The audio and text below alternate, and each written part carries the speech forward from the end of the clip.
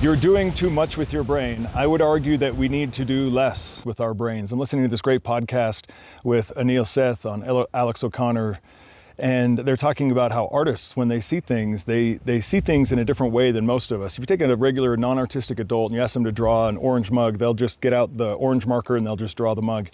But an artist will see all kinds of other colors and shades, and when they draw the mug, it will have way more going on. And I think that's not because they're using more of their brain. I think it's because they're actually using a little bit less of their brain, or they're doing a little bit less computational work.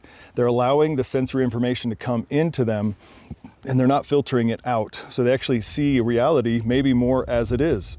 Interestingly, with things like psychedelics, if you put someone in an MRI scanner and you ask have them take a psychedelic, and there's studies you can look up that they've done this, they're not using more of their brain, even though they're having what might be subjectively seem as a broader experience. They're actually seemingly less, the brain is less active, but the subjective experience is much more, there's synesthesia, they're seeing connections between thoughts that they had never seen before, they're having creativity that they've never had before.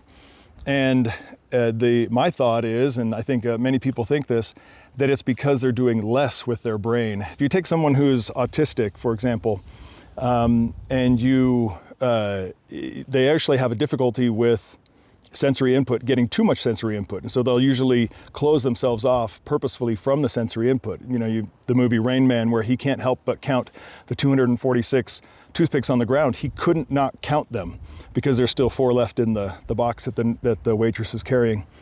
That they can't not take in the sensory data.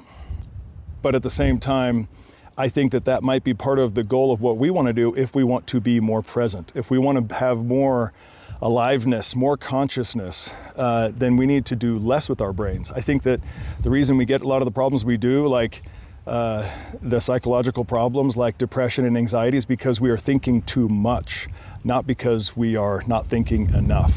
And if we turn the brain down a little bit, do a little bit less with our brain, breath work, meditation, psychedelics, all of these things I think are turning the brain down and allowing us to take in more of just what is present, just beauty, just like what I'm able to do in this beautiful place in Moab, where we're able to just be present. That is more consciousness, and that is usually what makes us happier, what makes us able to be more here in this life and experience it better.